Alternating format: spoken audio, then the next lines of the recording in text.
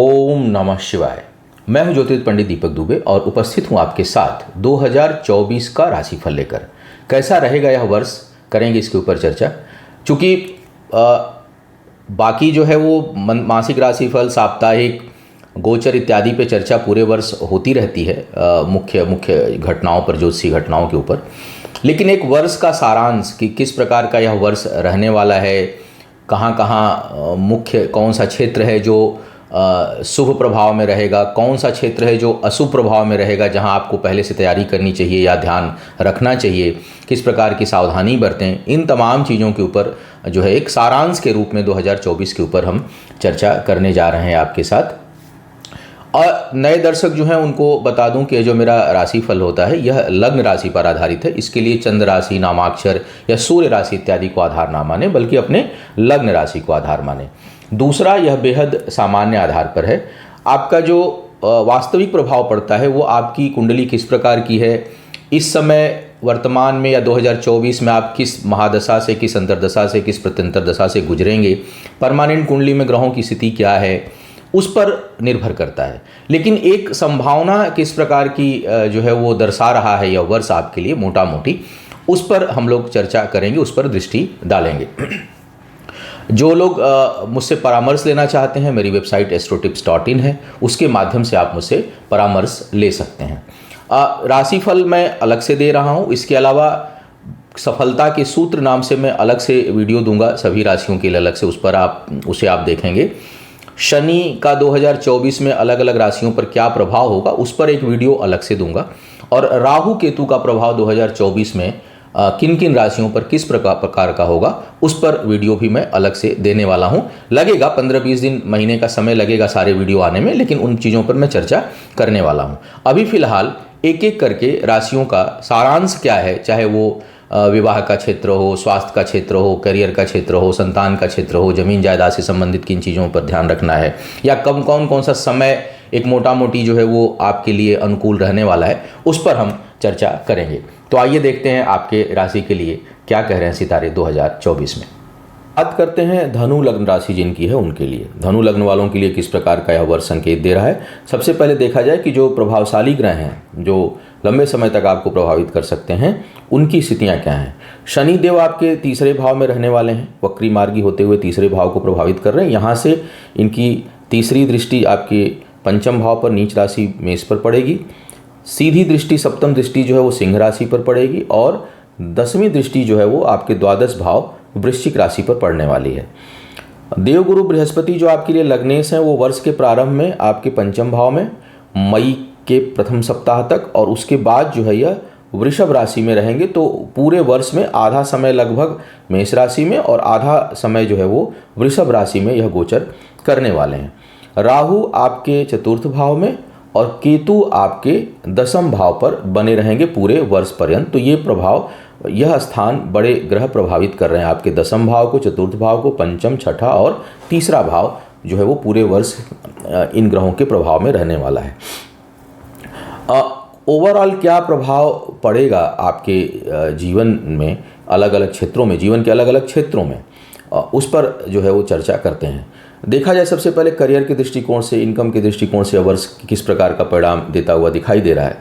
तो आय के दृष्टिकोण से यह वर्ष कुछ कमज़ोर हो रहा है पहले की अपेक्षा। जैसा कि आपको 2022-23 मिला होगा इनकम के दृष्टिकोण से, उस दृष्टिकोण से यह वर्ष थोड़ा सा कमज़ोर जो है वो हो रहा है।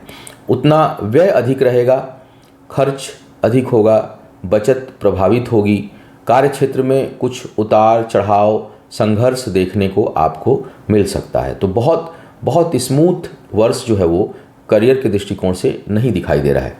अचानक बड़े और अधिक प्रभावित करने वाले फैसले आपको नहीं लेने चाहिए, उससे बचने चाहिए। कई बार होता है ना, किसी वर्ष हम कुछ ऐसा बड़ा फैसला लेते हैं जो लाइफ में यू टर्न, मतलब हमको लगता है कि हम यू टर्न ले लेंगे, और वो दे भी देता है, अच्छा दे या बुरा दे देता है। तो बेहतर ये होगा कि कोई बहुत आपके करियर को प्रभावित करने वाला कोई बड़ा फैसला हो, या उतार चढ़ाव ला दे आपके जीवन में, उस तरह के फैसले लेने से आप बचें। मान सम्मान में जरूर वृद्धि का वर्ष यह है। ख्याति बहुत मिल सकती है आपको, बहुत ख्याति प्राप्त हो सकती है। कुछ नई जिम्मेदारियां भी आपको ढोनी पड़ सकती हैं, मिल सकती है। हालांकि उससे लाभ बहुत हो इसकी संभावना नहीं है। व्यापारी वर्ग के लिए थोड़ा सा यह बेहतर वर्ष है, व्यापार में वृद्धि के आसार हैं। करीबी लोगों के ऊपर आपका धन खर्च होगा।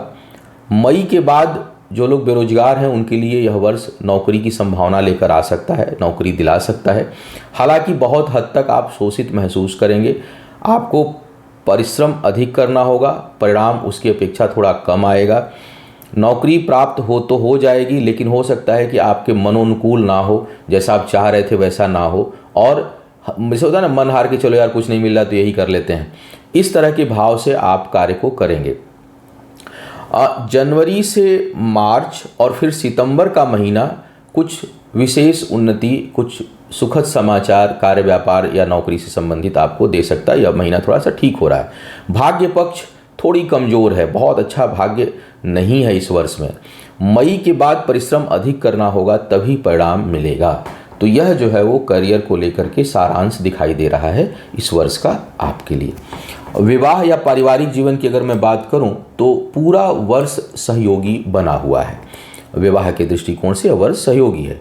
प्रारंभ में जीवन साथी के साथ कुछ वैचारिक मतभेद थोड़ा बहुत हो, इसकी संभावना है, लेकिन कोई बहुत बड़ी समस्या उत्पन्न हो जाए, गोचर के प्रभाव से मैं बात कर रहा हूँ।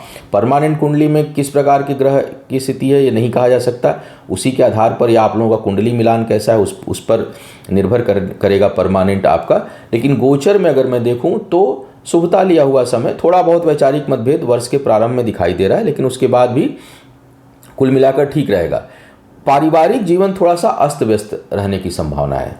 विवाह के लिए शुभता है, सामान्य समय है, जीवन साथी के साथ कुछ वैचारिक मतभेद हो, लेकिन पारिवारिक जीवन, परिवार में बहुत से लोग आ जाते हैं, वहाँ पर मानसिक उलझन और परिवार के किसी न किसी सदस्य से कुछ न कुछ टकराहट, वैचारिक मतभेद, कलह, क्लेश, इसका सामना इस वर्ष आपको करना पड़ सकता है, देखना पड़ सकता है। अविवाहित जो लोग हैं, जो लोग विवाह के लिए प्रयास कर रहे हैं या इस वर्ष देख रहे हैं सितारों की ओर, उनके लिए मई का महीना थोड़ा विशेष अनुकूलता लिया हुआ दिखाई दे रहा है, जिसमें आप अपनी इच्छानुसार अपने पसंद का विवाह कर सकते हैं और उसके लिए समय अनुकूल बन रहा है। तो इस प्रकार का पारिवारिक स्थिति बन रहा है। स्वास्थ्य के दृष्टिकोण से देखूं तो वर्ष का जो प्रारंभिक आधा हिस्सा है वो तो बेहतर है आपके लिए, उसमें कोई समस्या है भी तो उससे निजात पा जाएंगे, उससे निकलने में समर्थ होंगे, उसमें उतनी कठिनाई नहीं आएगी। लेकिन वर्ष का जो आधा हिस्सा है उसके बाद का अंतिम आधा हिस्सा, उसमें स्वास्थ्य संबंधी कुछ समस्या हो सकती है। कई लोगों को कोई दीर्घ अवधि की समस्या, विशेष करके पेट से संबंधित समस्या जो है वो जनरेट हो सकती है। आपको सावधानी रखनी चाहिए विशेष रूप से, और अगर कोई समस्या इस दौरान उत्पन्न होती है तो जल्दी ठीक नहीं होगी या लंबा समय ले सकती है ठीक होने में, क्योर होने में। तो आपको उससे थोड़ा सा बहुत सावधान रहना है। संक्रामक बीमारियों का खतरा भी आपके लिए खतरा का संकेत दे रहा है यह वर्ष। तो थोड़ा स्वास्थ्य को लेकर के बहुत कैपिटल डैमेज जैसी स्थिति नहीं बन रही है, लेकिन कुछ न कुछ स्वास्थ्य से संबंधित समस्याएं उत्पन्न हो और आपको थोड़ी बहुत परेशानियों का सामना करना पड़े, इसके संकेत हैं। विशेष करके वर्ष का जो आधा हिस्सा है वो हिस्सा थोड़ा अधिक सावधान रहने के लिए आपसे डिमांड कर रहा है। संतान प्राप्ति के लिए अगर मैं बात करूं तो मई तक का समय बेहद शुभ है, काफ़ी अच्छा है। हालांकि शनि की नीच दृष्टि का प्रभाव रहेगा, लेकिन फिर भी काफ़ी शुभता लिया हुआ बना हुआ है। तो सभी शनि इतने खतरनाक नहीं है, लेकिन तीसरी दृष्टि थोड़ी इनकी खतरनाक है और मेष राशि पर, इसलिए बाधाएं आ सकती हैं। फिर भी काफ़ी शुभता है। विशेषकर वर्ष का प्रारंभ बहुत शुभता लिया हुआ है, मतलब जनवरी फरवरी का महीना भी काफ़ी शुभता लिया हुआ है। गर्भ धारण करने के लिए मई के बाद का समय ठीक नहीं है। तो अगर आप संतान के लिए प्राप्ति के लिए प्रयास करना हो, प्लानिंग कर रहे हो 2024 में, तो बेहतर हो कि मई से पहले करें, और वो भी जनवरी फरवरी में करें तो और अच्छा रहेगा। वर्ष के प्रारंभ में करें तो और अच्छा रहेगा। उसके बाद थोड़ी कठिनाई दिखाई दे रही है, कुछ न कुछ दिक्कत आए। संतान के कारण मन प्रसन्न इस वर्ष में रहे और उसके कारण उसे भी कुछ सफलता मिले, कम से कम आपकी कुंडली संकेत दे रही है। वैसे बच्चे का क्या होगा, वो करियर में कैसा करेगा, उसकी शिक्षा कैसी होगी, ये तो उसकी अपनी कुंडली पे निर्भर करता है पूरी तरह से, लेकिन आपकी कुंडली संकेत कर रही है कि संतान के कारण मन प्रसन्न रहे। थोड़ी सी दूरी, परिस्थिति जन्य दूरी संतान के साथ इस वर्ष में हो सकती है मई जून के बाद, लेकिन मई तक बेहद मन प्रसन्न रहे। उन्नति का योग बना हुआ है, सफलता प्राप्ति का योग बना हुआ है, गर्भ धारण करने के लिए अच्छा समय दिखाई दे रहा है। मई के बाद इन सभी क्षेत्रों में थोड़ी बहुत कठिनाई और बाधाओं का सामना आपको करना पड़ सकता है।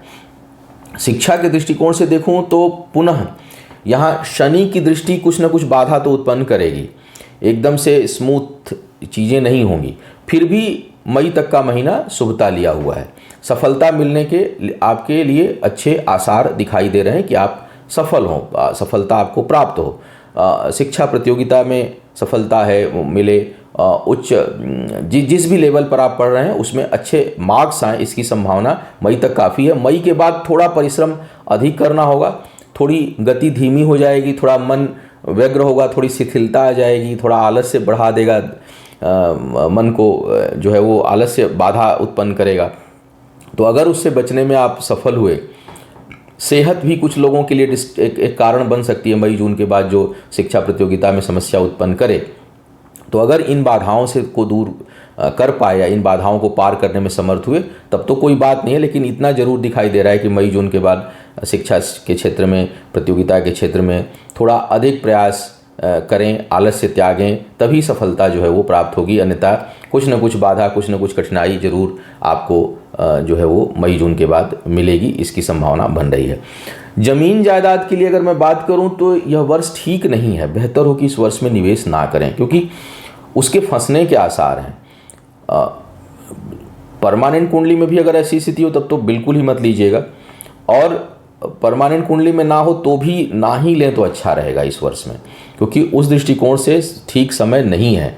पैतृक संपत्ति का किसी का वाद विवाद चल रहा हो तो वो और ज़्यादा उलझ जाए इसके संकेत हैं, या वह आसानी से प्राप्त ना हो, उसमें बिना वजह के कलह, क्लेश, विवाद, मानसिक उलझने ये सब बढ़ने की संभावना बना रहा है। तो पैतृक संपत्ति के लिए भी कठिन समय दिखाई दे रहा है, और नया जमीन जायदाद लें तो उसमें फंस जाएं, उलझ जाएं, वो विवाद का कारक बन जाए, वो अशांति उत्पन्न करे, वो घर में चैन से सोना हराम कर दे, इस प्रकार का योग बना रहा है। तो थोड़ा सा बेहतर होगा कि 2024 को धनु वाले जो है वो संपत्ति में निवेश करने से इस दौरान बचें, निवेश ना करें, चाहे वो निवेश के पर्पस से करना हो, कहीं लाभ के दृष्टिकोण से करना हो या रहने के दृष्टिकोण से करना हो, यह वर्ष अच्छा दिखाई नहीं दे रहा है। अब बात करते हैं राहु केतु का जो प्रभाव है। शुरुआत में जैसा मैंने हर लग्न राशि वालों के लिए बता रहा हूँ कि आंशिक काल सर्प योग का बना हुआ है मई तक, तो राहु और केतु जो है आपके दशम और चतुर्थ भाव को प्रभावित कर रहे हैं। इसका जो परिणाम देखने को मिलेगा ये थोड़ा सा पारिवारिक जीवन में उथल पुथल, कुछ कठिनाई, मानसिक उलझन, अनावश्यक परिवार के सदस्यों के साथ कलह क्लेश की स्थिति उत्पन्न करेगा। कार्य क्षेत्र में उतार चढ़ाव, ख्याति, प्रभुता में वृद्धि, समाज में जो है वो आपकी प्रतिष्ठा और आपके द्वारा जो है वो आपको उन्नति का थोड़ा सा योग यह बना रहा है। विशेष करके यह सम्मान और कीर्ति कारक है। राजनीतिक सामाजिक जीवन में या धार्मिक जीवन में जो लोग हैं उनके लिए विशेष ख्याति यह वर्ष अचानक दे सकता है, लेकिन जहाँ सामाजिक जीवन बेहतर दिखाई दे रहा है उसमें ख्याति का योग बन रहा है, उससे सुकून, शांति, खुशी और प्रसन्नता प्राप्त हो। वहीं पर पारिवारिक जीवन में ठीक इसका विपरीत है, न तो खुशी जल्दी मिलेगी, न प्रसन्नता मिलेगी, न सुकून मिलेगा, न चैन मिलेगा। तो यह एक घरेलू जीवन बेचैन करने वाला और जो सामाजिक जीवन है वह उन्नति और सुकून देने वाला दिखाई दे रहा है। अब अगर इस वर्ष में जो है वो शुभता की बात किया जाए कि इस वर्ष में शुभ प्रभाव कितना है, तो इस वर्ष को मैं 60% शुभता वाला वर्ष कह सकता हूं कि यह 60% जो है शुभता आपको देने में समर्थ हो रहा है। तो यह था 2024 के लिए आपके ग्रहों का सारांश, किस प्रकार का परिणाम मिलने की संभावना ग्रह बना रहे हैं। आपका आने वाला वर्ष 2024 खूब बढ़िया बीते, खूब अच्छा हो, शुभ हो और आपके लिए आयु, आरोग्य और ऐश्वर्य में वृद्धि करने वाला हो। इन्हीं शुभकामनाओं के साथ आपसे विदा लूँगा। पुनः मुलाकात होती रहेगी आपसे इसी चैनल पर। तब तक के लिए मुझे आज्ञा दीजिए। ओम नमः शिवाय।